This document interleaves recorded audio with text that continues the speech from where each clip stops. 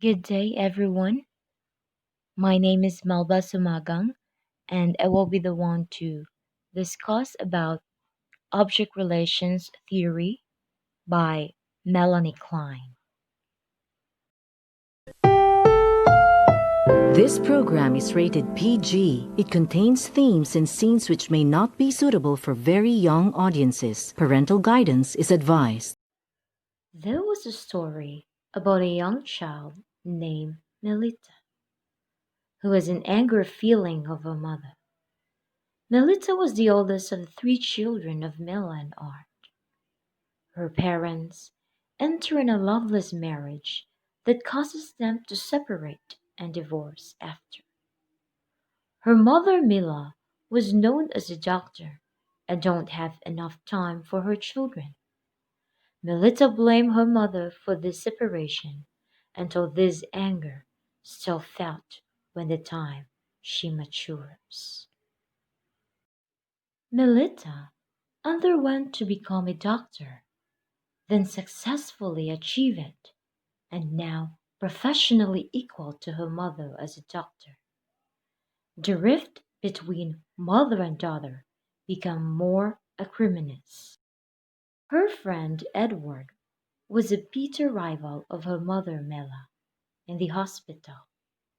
Edward encourages her to become independent and indirectly responsible for Melita's virulent attacks on her mother. The animosity between mother and daughter became more intense when Melita married Walter, another doctor who is also the most rival to her mother in the hospital. Despite being a doctor in the hospital, Melita felt that her mother saw her as a other person and not as a colleague. Melita went on to say that she would no longer relate to her mother since she was young. She now had a shared profession with her mother and insisted that she be treated as an equal. How come that the relationship between the mother and the child are being torn apart and became a rivalry throughout the years? How would they resolve this problem and fix their relationship together? The story of Mila and her daughter Melita is actually a true story of Melanie Klein with her daughter Melita. Melanie Klein, the woman who developed a theory that emphasized the nurturing and loving relationship between parent and child. But she herself neither a compassionate nor a loving mother to her own daughter, Melita. The story of Melanie Klein and her daughter takes in a new perspective in light of the emphasis that object relations theory places on the importance of the mother-child relationship. We are going to tackle about the life of Melanie Klein, introduction to object relations theory, about psychic life of an infant. We will also tackle about positions and psychic defense mechanism, the internalizations, late views on object relations, and psychotherapy.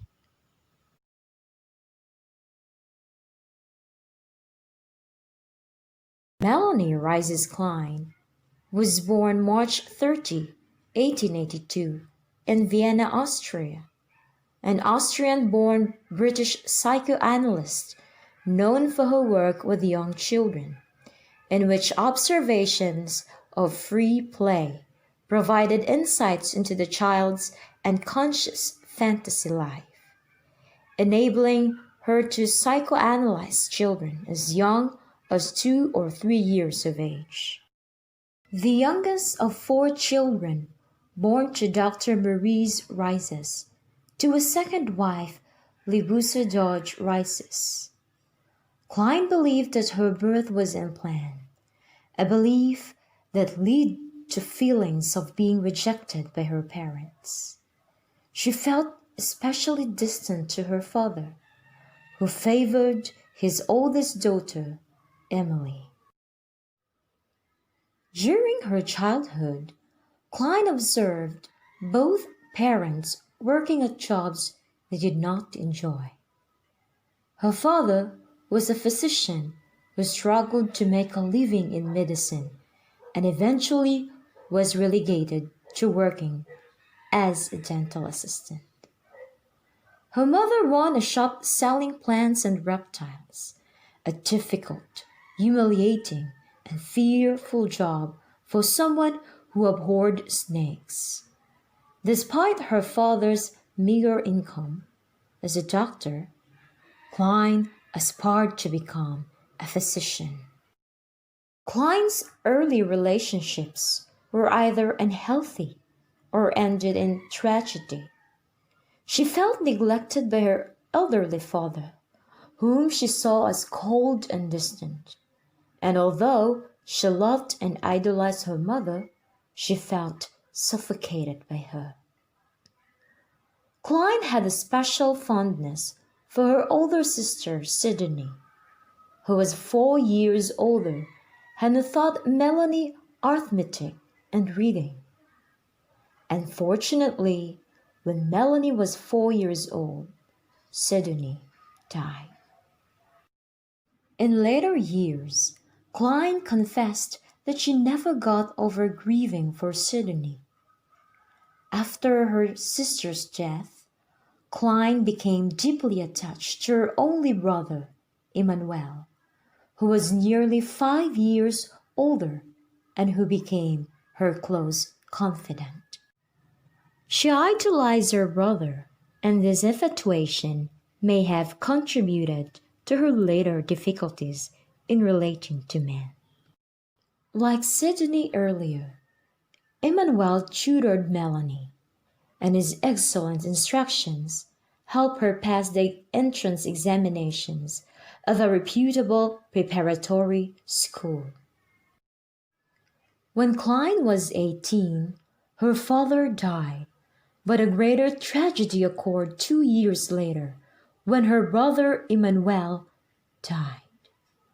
Emmanuel's death left Klein devastated. While still in mourning over her brother's death, she married Arthur Klein, an engineer who had been Emmanuel's close friend.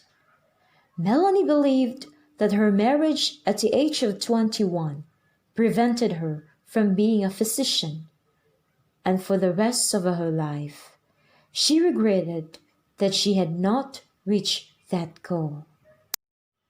Unfortunately, Klein didn't have a happy marriage. She dreaded sex and abhorred pregnancy. Nevertheless, her marriage to Arthur Klein produced 3 children.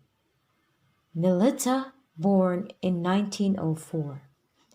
Hans was born in 1907, and Erich, born in 1914. In 1909, the Kleins moved to Budapest, where Arthur had been transferred. There, Klein met Xanter Ferenczi, a member of Freud's inner circle and the person who introduced her into the world of psychoanalysis. When her mother died in 1914, Klein became depressed and entered analysis with Ferenczi, an experience that served as a turning point in her life. That same year, she read Freud's On Dreams. Building on her intellectual interest in psychoanalysis, Ferenczi encouraged Klein to psychoanalyze her own children.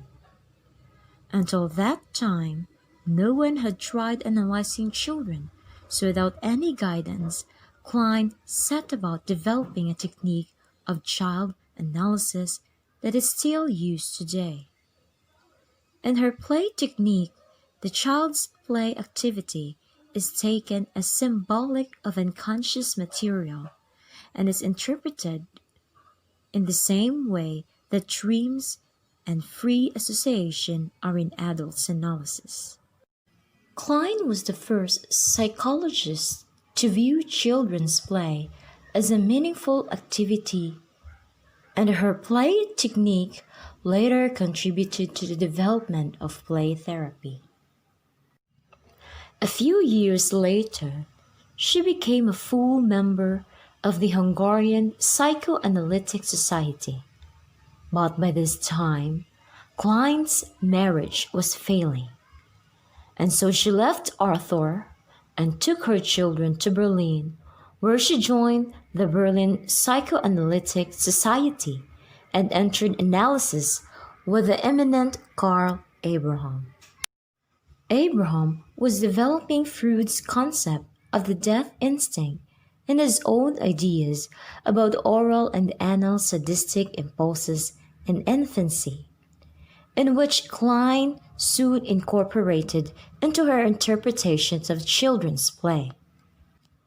Abraham encouraged her work, but other Berlin analysts were less accepting.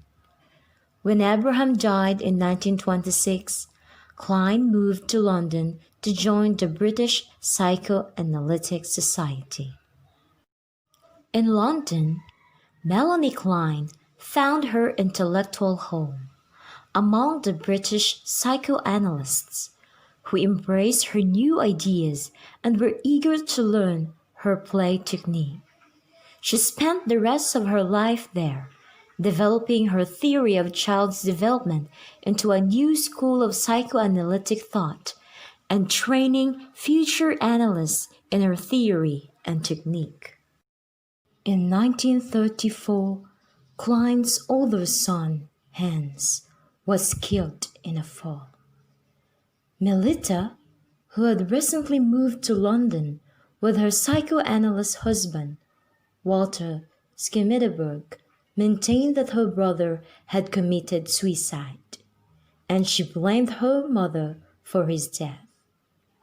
During that same year, Melita began an analysis with Edward Glover, one of Klein's rivals in the British Society.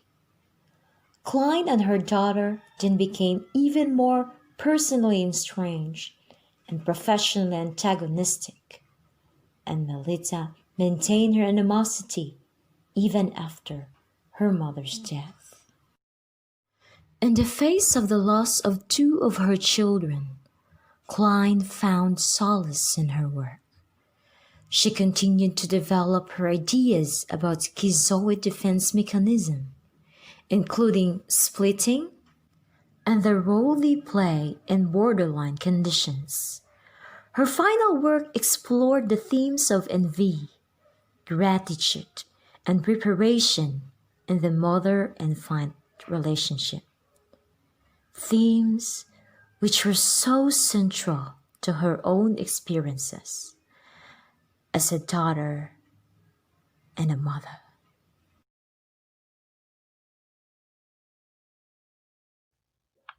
Object relations theory is an offspring of Freud's instinct theory, but it differs from its ancestor in at least three general ways. First, object relations theory places less emphasis on biologically based drives and more importance on consistent patterns of interpersonal relationship.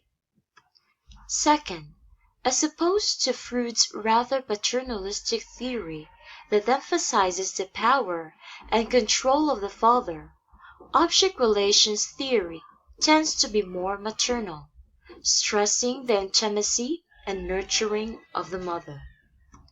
Third, object relations theorists generally see human contact and relatedness, not sexual pleasure, as a prime motive of human behavior.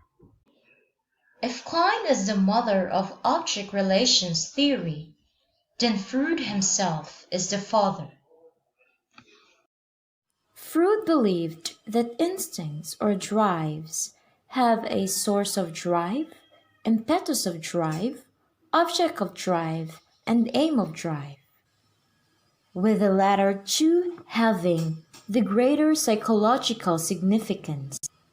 Although different drives may seem to have separate aims, their underlying aim is always the same: to reduce tension, that is, to achieve pleasure. In Freudian terms, the object of the drive is any person, part of a person, or thing through which the aim is satisfied. Klein and other object relations theorists begin with this basic assumption of Freud and then speculate on how the infant's real or fantasized early relations with the mother or the breast become a model for all later interpersonal relationships.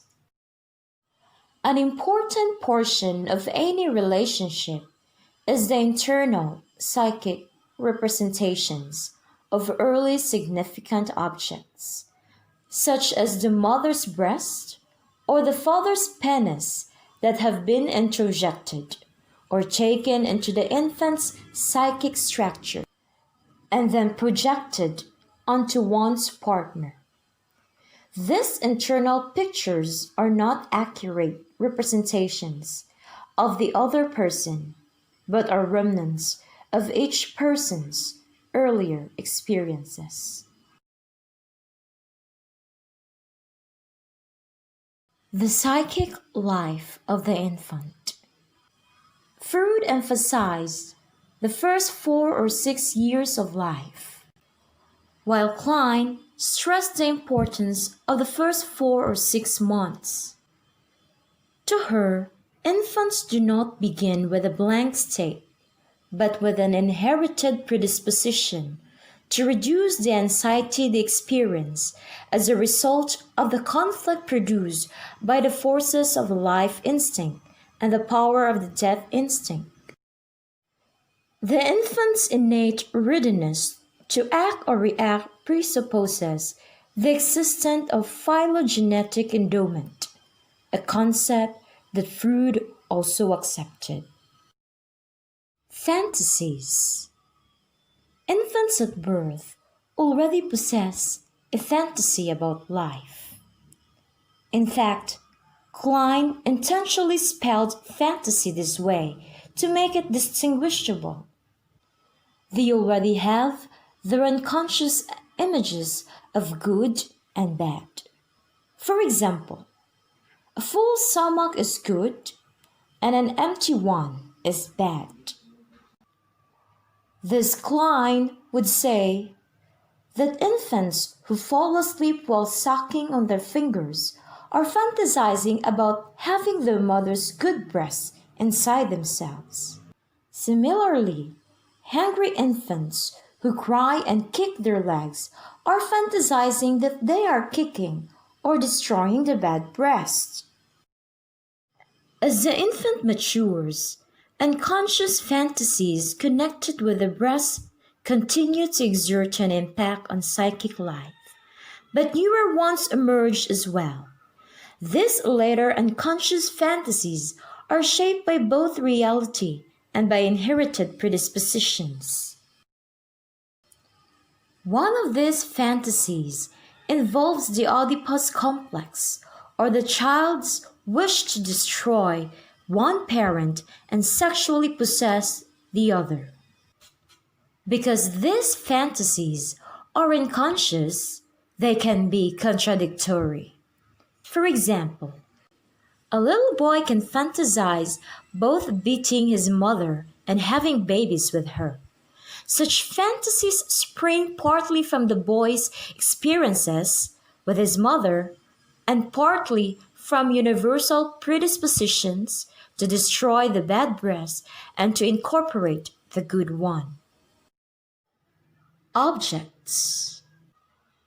Klein agreed with Freud that humans have innate drives or instincts, including a death instinct. Drives of course, must have some object, such as hunger drive has a good breast as its object. The sex drive has a sexual organ as its object, and so on. Klein believed that from early infancy, children relate to these external objects, both in fantasy and reality. In their active fantasy, infants introject or take into their psychic structure these external objects, including their father's penis, their mother's hand and face, and other body parts. Interjected objects are more than internal thoughts about external objects. They are fantasies of internalizing the object in concrete and physical terms. For example, children who have introjected their mother believe that she is constantly inside their own body. Klein's notion of internal objects suggests that these objects have a power of their own, comparable to Freud's concept of a superego, which assumes that the father's or mother's conscience is carried within the child. Positions. Klein saw human infants as constantly engaging in basic conflict between the life instinct and death instinct. Life instinct is the drive to live and basic instinctual impulses such as thirst and hunger, while death instinct, it includes negative feelings like hate, anger, and aggression. A conflict between the life instinct and death instinct, that is, between good and bad, love and hate, creativity and distraction. In their attempt to deal with this dichotomy of good and bad feelings, infants organize their experiences into positions, or ways of dealing with both internal and external objects. External objects are this actual person, place, or thing that the person has invested with emotional energy, while internal objects, these are one's person's representation of another, such as a reflection of the child's way of relating to the mother. It is a memory, idea, or fantasy about a person, place, or thing. Klein chose to use the term positions rather than stages of development to indicate the tendency for humans to go back and forth. Although she used psychiatric or pathological labels, Klein intended these positions to represent normal social growth and development. The two basic positions are the paranoid, schizoid position and the depressive position. Paranoid, schizoid position. During the earliest months of life, an infant comes into contact with both the good breast and the bad breast. These alternating experiences of gratification and frustration threaten the very existence of the infant's vulnerable ego. The infant desires to control the breast by devouring and harboring it. At the same time, the infant's innate destructive urges create fantasies of damaging the breast by biting it, tearing, or annihilating it. In order to tolerate both these feelings towards the same object at the same time, the ego splits itself, retaining parts of its life and death instincts, while deflecting parts of both instincts onto the breast. Now, rather than fearing its own death instinct, the infant fears the persecutory breast. Persecutory breasts, which provide frustrations to an infant and are incapable of providing love, care, and comfort. But the infant also has a relationship with the ideal breast, which provides love, comfort, and gratification. The infant desires to keep the ideal breast inside itself as a protection against annihilation by persecutors, to control the good breast and to fight off its persecutors. The infant adopts what Klein called the paranoid schizoid position.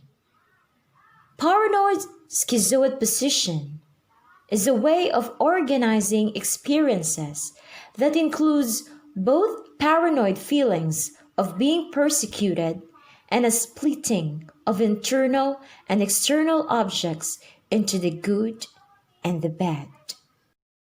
According to Klein, infants develop the paranoid schizoid position during the first 3 or 4 months of life, during which time the ego's perception of the external world is subjective and fantastic rather than objective and real.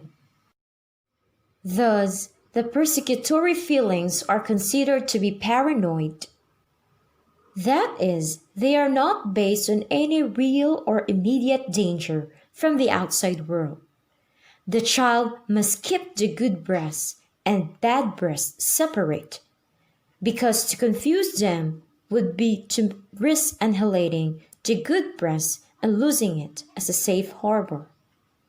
In the young child's schizoid world, ranged and destructive feelings are directed towards the bad breast, while feelings of love and comfort are associated with the good breast. Depressive position. Beginning at about the 5th or 6th month, an infant begins to view external objects as a whole and to see that good and bad can exist in the same person. At that time, the infant develops a more realistic picture of the mother and recognizes that she is an independent person who can be both good and bad. Also, the ego is beginning to mature to the point at which it can tolerate some of its own destructive feelings rather than projecting them outward. However, the infant also realizes that the mother might go away and be lost forever. Fearing the possible loss of the mother, the infant desires to protect her and keep her from the dangers of its own destructive forces, those cannibalistic impulses that had previously been projected onto her. But the infant's ego is mature enough to realize that it lacks the capacity to protect the mother, and thus the infant experiences guilt for its previous destructive urges towards the mother.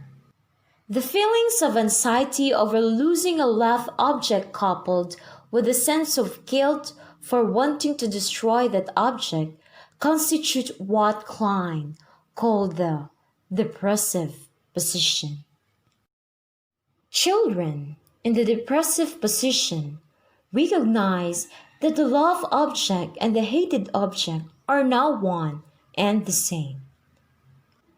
They approach themselves for their previous destructive urges towards their mother and desire to make reparation for these attacks. Because children see their mother as a whole and also being endangered, they are able to feel empathy for her, a quality that will be beneficial in their future interpersonal relations. The depressive position is resolved when children fantasize that they have made reparation for their previous transgressions And when they recognize that their mother will not go away permanently, but will return after each departure. When the depressive position is resolved, children close the split between the good and the bad mother. They are able not only to experience love from their mother, but also to display their own love for her. However, an incomplete resolution of the depressive position can result in lack of trust, morbid mourning at the loss of a loved one, and a variety of other psychic disorders. The psychic defense mechanism. Klein suggested that from very early infancy, children adopt several psychic defense mechanisms to protect their ego against the anxiety aroused by their own destructive fantasies. To control these anxieties, infants use several psychic defense mechanisms, such as introjection, projection, splitting, and projective identification. Introjection. Klein simply meant that infants fantasize taking into their body those perceptions and experiences that they have had with the external object, originally the mother's breast. Introduction begins with an infant's first feeding, when there is an attempt to incorporate the mother's breast into the infant's body. Ordinarily, the infant tries to introject good objects to take them inside itself as a protection against anxiety. However, sometimes the infant introjects bad objects, such as the bad breast or the bad penis, in order to gain control over them. When dangerous objects are introjected, they become internal persecutors, capable of terrifying the infant and leaving frightening residues that may be expressed in dreams or in an interest in fairy tales, such as the Big Bad Wolf or Snow White and the Seven Dwarfs. Projection. Just as infants use introjection to take in both good and bad objects, they use projection to get rid of them. Projection is the fantasy that one's own feelings and impulses actually reside in another person and not within one's body. Children project both bad and good images onto external objects, especially their parents. For example, a young girl might fantasize devouring her mother, but projects that fantasy onto her mother, who she fears will retaliate by persecuting her. People can also project good impulses. For example, infants who feel good about their mother's nurturing breast will attribute their own feelings of goodness onto the breast and imagine that the breast is good. Adults sometimes project their own feelings of love onto another person and become convinced that the other person loves them. Projection thus allows people to believe that their own subjective opinions are true.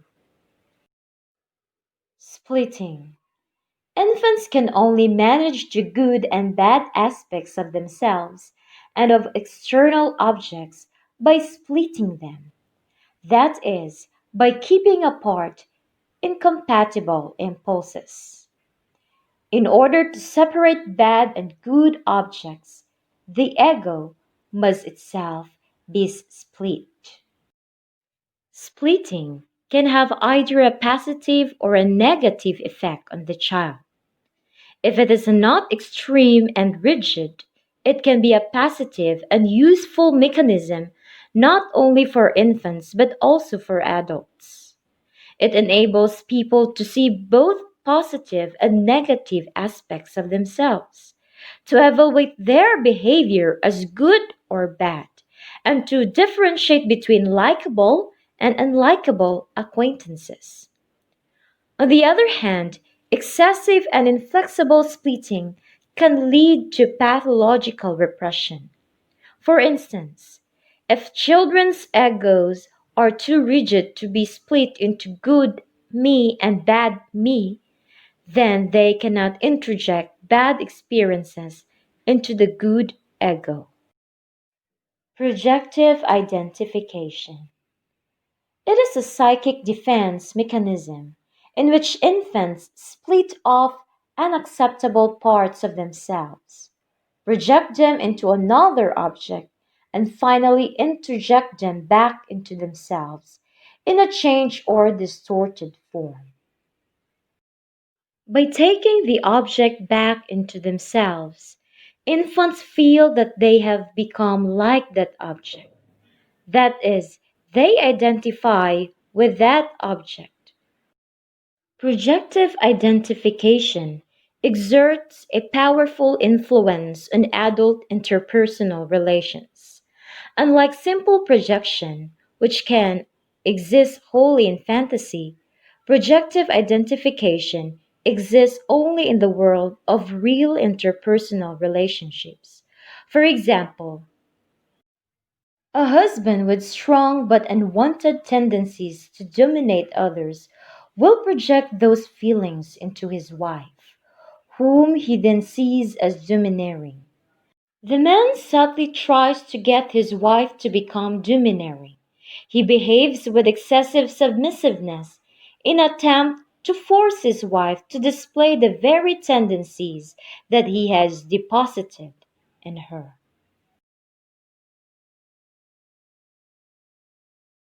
Internalizations. In Kleinian theory, three important internalizations. These are the ego, the superego, and the Oedipus complex. Ego. Klein believed that ego, or one's sense of self, reaches maturity at a much earlier stage than fruit had a shoot. Klein believed that although the ego is mostly unorganized at birth, it nevertheless is strong enough to feel anxiety, to use defense mechanism, and to form early object relations in both fantasy and reality. The ego begins to evolve with the infant's first experience with feeding, when the good breast fills the infant not only with milk but with love and security. But the infant also experiences the bad breast, the one that is not present or does not give milk, love, or security. However, the ego can also split distinctions between good and bad breast, and as well as objects and expectations. The newly emerged ego must split itself into good me and the bad me. The good me exists when infants are being enriched with milk and love. The bad me is experienced when they do not receive milk and love. This dual image of self allows them to manage the good and bad aspects of external objects. As infant matures, their perceptions become more realistic. They no longer see the world in terms of partial objects, and their egos become more integrated. Superego.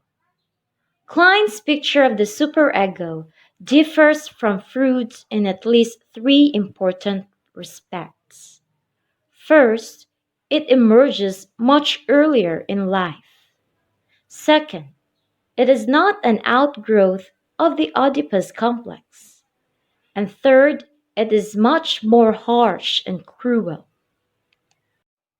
Klein would concur that the more mature superego produces feelings of inferiority and guilt, but her analysis of young children led her to believe that early superego produces not guilt, but terror. To Klein, young children fear being devoured, cut up, and torn up into pieces, fears that are greatly out of proportion to any realistic dangers. To manage this anxiety, the child's ego mobilizes libido against the death instinct. However, the life and death instincts cannot be completely separated, so the ego is forced to defend itself against its own actions.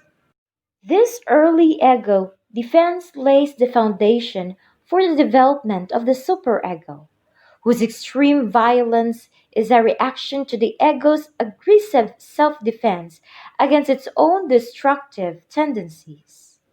Klein believed that this harsh, cruel superego is responsible for many antisocial and criminal tendencies in adults. Oedipus complex. Even though Klein claims that her idea of the Oedipus complex is an extension of Freud's, many distinct characteristics were recognizable. First, it begins at much earlier time of life.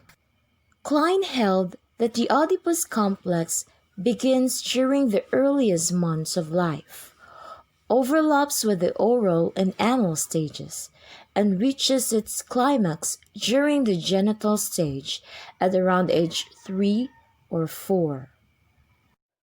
Second, significant part of it represents the child's fear of retaliation from his or her parents.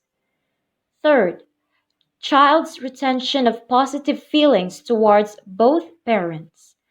And fourth, it enables children to recognize between good and bad. Like Freud, Klein assumed that girls and boys eventually come to experience the Oedipus complex differently, either male Oedipal development or female Oedipal development. Female Oedipal development. At the beginning of the female Oedipal development, during the first months of life, a little girl sees her mother's breasts as both good and bad. Then, around 6 months of age, she begins to view the breast as more positive and negative. Later, she sees her whole mother as full of good things, and this attitude leads her to imagine how babies are made. She fantasizes that her father's penis feeds her mother with riches, including babies. Because the little girl sees the father's penis as a giver of children, she develops a positive relationship to it and fantasizes that her father will fill her body with babies. Like the young girl, the little boy sees his mother's breast as both good and bad. Then, during the early months of Oedipal development, a boy shifts of some of his oral desires from his mother's breast to his father's penis. At the same time, the little boy is in his feminine position. That is, he adopts a positive homosexual attitude towards his father. Next, he moves to a heterosexual relationship with his mother, but because of his previous homosexual feeling for his father, he has no fear that his father will castrate him. Klein believed that this passive homosexual position is a prerequisite for the boy's development of a healthy heterosexual relationship with his mother. More simply, the boy must have a good feeling about his father's penis before he can value his own.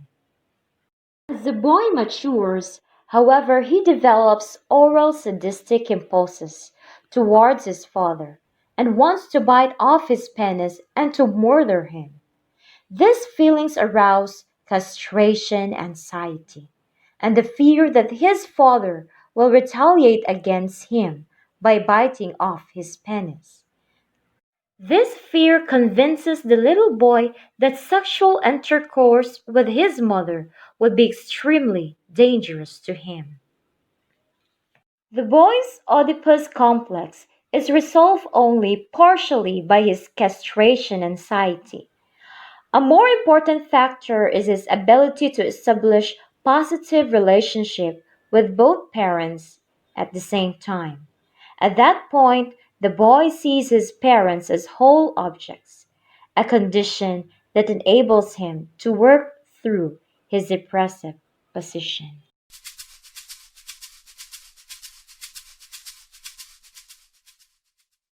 Melanie Klein was a highly creative and original Viennese Jewish psychoanalyst who discovered the work of Freud at the age of 32 and devoted her life to enriching and nuancing it in intriguing and valuable ways. Born in 1882, Klein was held back by her father from her desire to become a doctor and was pushed by her family into a loveless marriage with a coarse, unpleasant man with whom she had nothing in common. She was bored, sexually frustrated, and mentally unwell. Psychoanalysis saved her. She left her husband, read everything she could, attended lectures, and started publishing papers of her own. She soon departed from Freud in an area that most other analysts had overlooked, the analysis of children. Freud had been very skeptical that children could ever be analysed properly, their minds being, in his view, too unformed to allow for a perspective on the unconscious. But Klein now argued that an analyst could get a usable view into a child's inner world through studying how they played with toys. She therefore equipped her consulting room with small horses, figurines and locomotives, and established herself as a child psychoanalyst, first in Berlin and then in London, where she settled in 1926 and remained for the rest of her life. In her work with children, Melanie Klein wanted to understand how human beings evolve from the primitive, pleasure-seeking impulses of early infancy to the more mature adaptations of later life, and in particular, she wanted to know what might go wrong on this journey, giving rise to the neurotic adaptations of adults. In her 1932 book, The Psychoanalysis of Children, she described the difficulty of the young infant situation. Weak, utterly at the mercy of adults, unable to grasp what's happening, the infant cannot, in Klein's description, grasp that people around it are in fact people with their own alternative reality and independent points of view. In the early weeks, the mother is not even a mother to her child. She is, to come to the crux of Melanie Klein's theories, just a pair of breasts which appear and disappear with unpredictable and painful randomness. In relation to this mother, all the infant experiences are moments of intense pain and then equally intense pleasure. When the breast is there and the milk flows, a primordial calm and satisfaction descends upon the infant. It's suffused with feelings of well-being, gratitude and tenderness, feelings that will, in adulthood, be strongly associated with being in love, a moment where breasts continue to play a notable role for many. But when the breast is, for whatever reason, missing, the infant feels starving, enraged, terrified, and vengeful. This, thought Klein, leads the infant to adopt a primitive defense mechanism against what would otherwise be intolerable anxiety. The infant splits the mother into two very different breasts, a good breast and a bad breast. The bad breast is hated with a passion. The infant wants to bite, wound, and destroy this object of unholy frustration. But the good breast is revered with an equally thorough, though more benign intensity. With time, in healthy development, this split heals. The child gradually perceives that there is in truth no entirely good and no entirely bad breast. Both belong to a mother, who is a perplexing mixture of the positive and the negative, a source of pleasure and frustration, joy and suffering. The child discovers a key idea in Kleinian psychoanalysis, the concept of ambivalence. To be able to feel ambivalent about someone is for Kleinians an enormous psychological achievement and the first marker on the path to genuine maturity. But it isn't inevitable or assured. Only slowly can a healthy child grasp the crucial distinction between intention and effect, between what a mother may have wanted for it and what the child may have felt at her hands nevertheless. These complicated psychological reactions belong to a phase that Klein called the depressive position, a moment of soberness and melancholy when the growing child takes on board, unconsciously, the idea that reality is more complicated and less morally neat than it had ever previously imagined. The mother, and other people generally, cannot neatly be blamed for every setback. Almost nothing is totally pure or totally evil. Things are a perplexing, thought-provoking mixture of the good and the bad. This is hard to take, and for Klein explains the serious, faraway look that may sometimes enter the eyes of children during daydreams. These small beings look oddly wise and grave at such moments. They are somewhere deep inside, cottoning on to the moral ambiguity of the real adult world. Unfortunately, in Klein's analysis, not everyone makes it to the depressive position. Some get stuck in a mode of primitive splitting that she termed the paranoid schizoid position. For many years, even into adulthood, these unfortunate people find themselves unable to tolerate the slightest ambivalence. They're keen to preserve the sense of their own innocence, and they must either hate or love. They seek scapegoats or they idealize. In relationships, they fall violently in love, and then at some inevitable moment when a lover in some way disappoints them, they switch abruptly and become incapable of feeling anything anymore. These unfortunates are likely to move from candidate to candidate, always seeking a vision of complete satisfaction, total goodness, which is repeatedly violated by an unwitting error on the lover's part. We don't have to believe in the literal truth of every part of Melanie Klein's theories to see that they have value for us as an unusual but useful representation of what it means to be a proper grown-up. The impulse to reduce people into what they can do for us, give us milk, make us money, keep us happy, rather than what they are in and of themselves, in other words, a multifaceted being, this can be painfully observed in emotional life generally. With Melanie Klein's help, we learn that coming to terms with the ambivalent, complex nature of all relationships belongs to the business of growing up, a task we're never quite done with, and is likely to leave us a little sad, if not for a time, quite simply depressed. Later views on object relations. Since Melanie Klein's bold and insightful descriptions, a number of other theorists have expanded and modified object relations theory. Among the more prominent of these later theories are Margaret Muller, Heinz Kohut, John Bowlby, and Mary Ainsworth. Margaret Muller. Margaret Muller was born in May 10, 1897, in Sopron, Hungary. She received a medical degree from the University of Vienna in 1923. She moved to New York, where she was a consultant to Children's Service of the New York State Psychiatric Institute. She became interested in psychoanalysis as a teen when she met Sandor Ferenczi. She began training in psychoanalysis in 1926. After several years of working with children, Muller was certified as an analyst in 1933. Her studies focused primarily on mother-infant interactions within the first 3 years of life. According to Muller, successful completion of the development stages in the first few years of life results in separation and individuation. Separation refers to an internal process of mental separation from the mother, while individuation refers to a developing self-concept or sense of identity. According to her, to achieve psychological birth and individuation, a child proceeds through a series of three major developmental stages. Normal autistic stage. So, in this stage, the infant is primarily focused on himself or herself and interested in external stimuli or and aware of any other person. She also referred this stage as an objectless stage. This is when a time an infant naturally searches for the mother's breast. Normal symbiotic stage.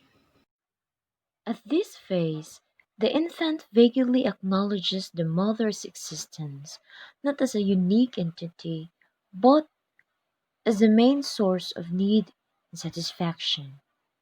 The fulfillment of the infant's psychological needs becomes intertwined with psychological desires and thus serves as the basis upon which future relationships will be formed. Separation, individuation. During this time, children become psychologically separated from their mothers and achieve a sense of individuation and begin to develop feelings of personal identity. There are four substages of separation individuation stage. First is the differentiation. At this age, Mahler observed infants smile in response to their own mother, indicating a bond with a specific other person. The infant becomes increasingly interested in discovering his mother. Second is practicing. During the early stages of this period, they do not like to lose sight of their mother. They follow her with her eyes and show distress when she is away.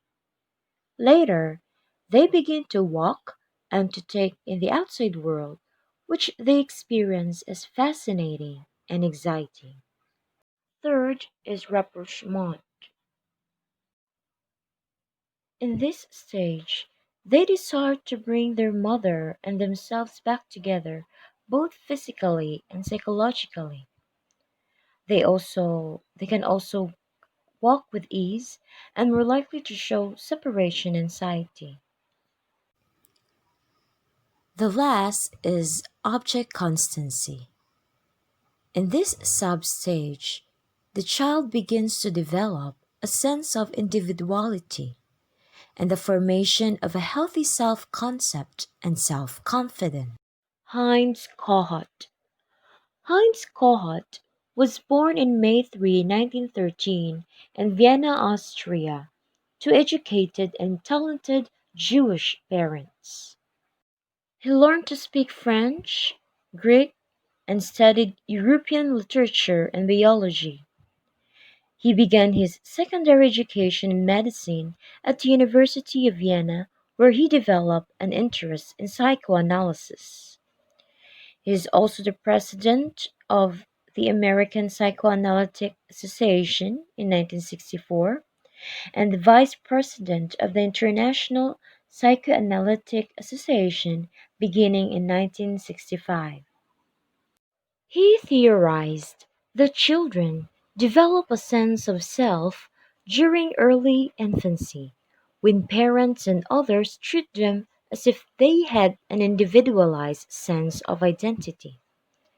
And he also developed the self psychology. In self psychology, the self is understood to be the center of an individual's psychological universe. If a child's developmental environment is appropriate, a healthy sense of self will typically develop, and generally, the individual will be able to maintain consistent patterns or experiences and self regulate throughout his or her life. When individuals are not able to develop a healthy sense of self, they may tend to rely on others in order to get needs met. These others are called self objects because they are outside the self.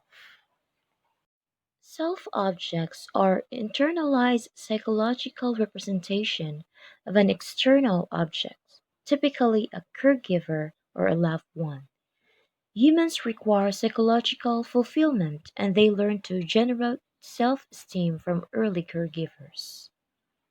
Children need self objects because they are incapable of meeting all of their own needs.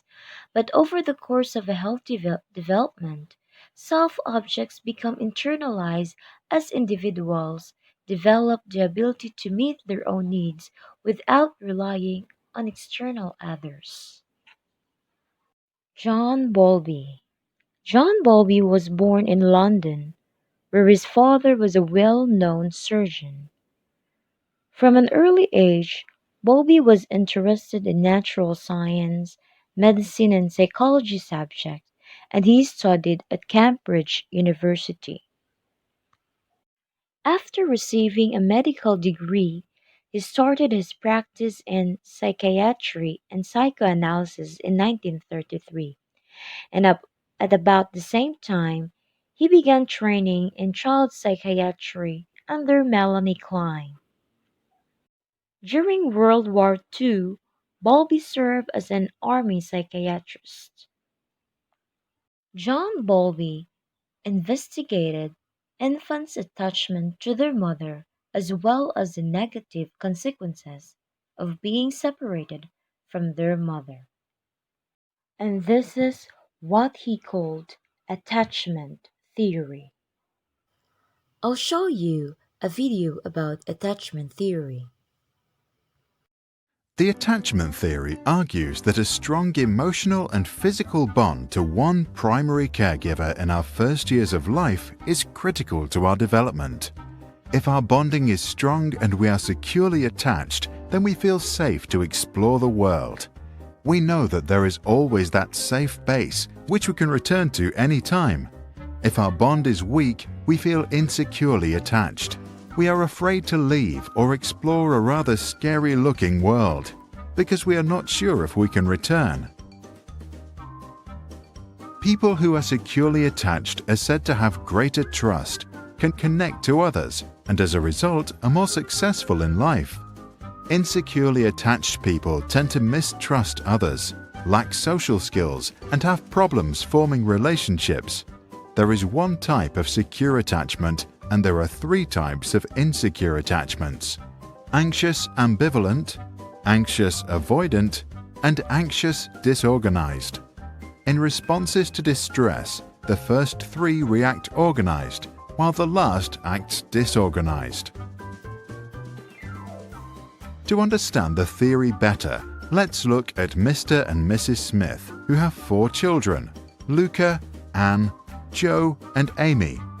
The Smiths are lovely parents who cuddle, make frequent eye contact, speak warmly, and are always there for their kids.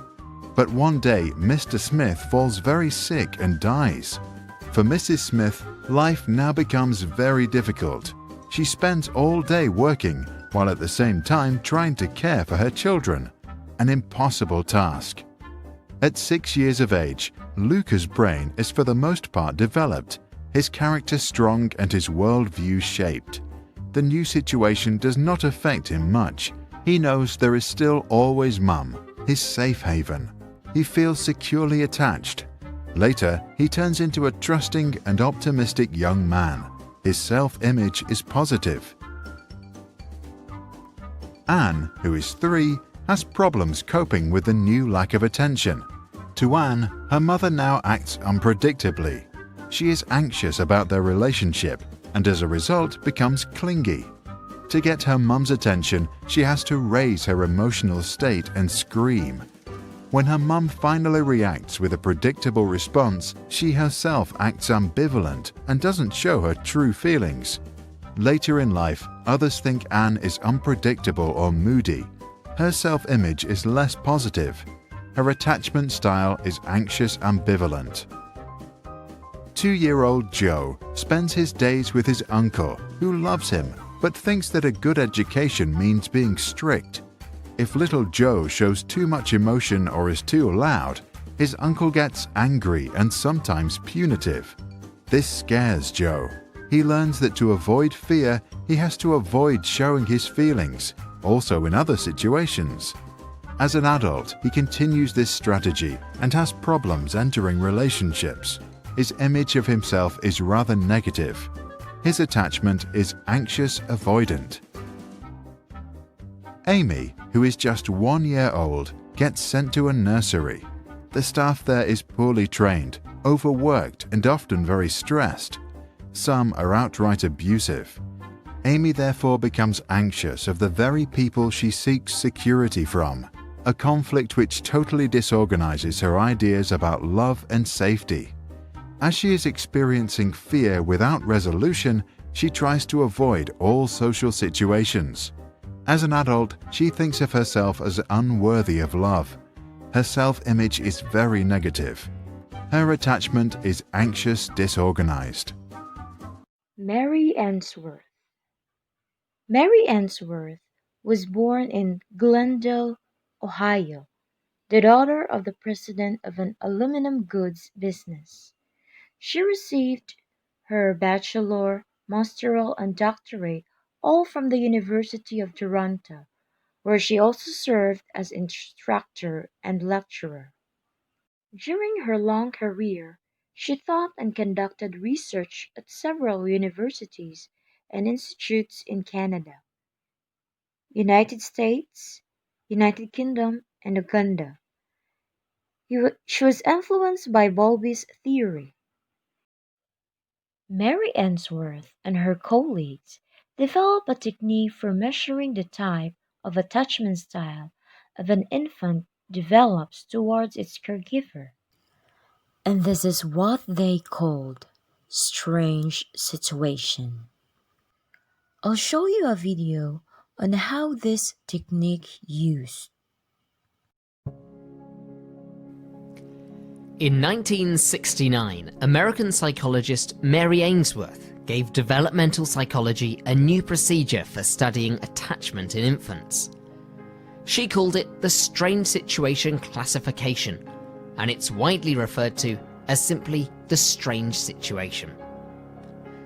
As an adult, you know when you've formed an attachment with someone, you know how it feels, and you know how to express your feelings in words.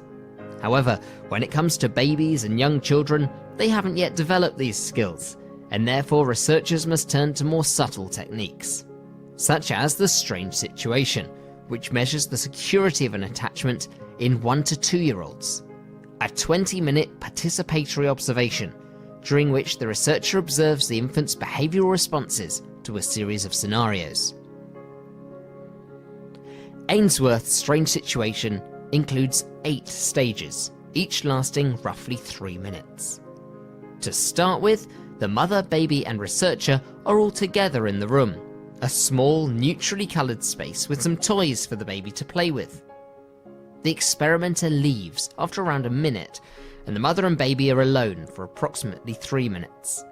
In this stage, researchers are watching to see whether the child is confident to explore the new environment, or whether she stays close to the mother. A stranger joins the mother and baby in the room. The researchers record the baby's response to this unfamiliar newcomer, who is left alone with the baby when the mother leaves the room. At this stage, the researchers are observing the baby's behaviour for signs of separation anxiety. 3 minutes later, the mother returns and the researchers observe for the baby's reunion response. The stranger leaves the room. A few minutes more, and the mother leaves the room too, leaving the baby alone for the first time in the experiment. The next person to enter the room is the stranger, and finally, after 3 minutes, the mother returns and the stranger leaves. All in all, a perfectly strange situation for all involved. So, what were the researchers measuring? When the mother was in the room with the baby, they scored the infant's behaviour on 4 measures: proximity and contact seeking, contact maintaining, avoidance of proximity and contact, and resistance to contact and comforting. The baby's exploratory behaviours were also recorded as she explored the environment. Ainsworth reported that infants display one of 3 attachment types. Securely attached infants showed distress when separated from their mother, were avoidant of the stranger when alone, but friendly in the presence of their mother, and were happy when the mother returned from outside the room. 70% of children studied fell into this category. 15% of children demonstrated an ambivalent attachment with their mother. These children showed intense distress when the mother left the room, and demonstrated a significant fear of the stranger. When the mother returned to the room, ambivalent children approached the mother but rejected contact. Ainsworth reported that a final 15% had an avoidant attachment style. Such infants show no interest when the mother leaves the room and play happily with the stranger. When the mother returns, avoidant children barely seem to notice. In 1990, Main and Solomon added that a very small percentage were inconsistent in their behaviours and defined this attachment style as disorganised. Ainsworth's caregiver sensitivity hypothesis suggests that differences in infants' attachment styles are dependent on the mother's behaviour towards the baby during a critical period of development.